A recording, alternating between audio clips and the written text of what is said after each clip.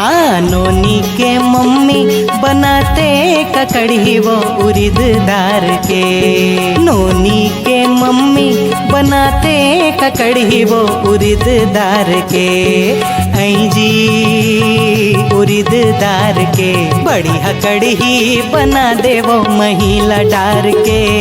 महिला डार के बढ़िया कढ़ी बना दे वो महिला डार के।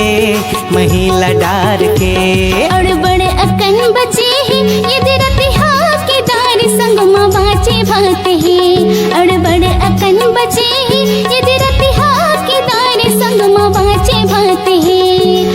हाय जी बाचे भाते हैं नहीं बनावो जी भात ला देहु बघार के। देहु बघार के नहीं बनावो जी भात ला देहु बघार के। देहु बघार के बढ़िया कढ़ी बना दे वो महिला डार के।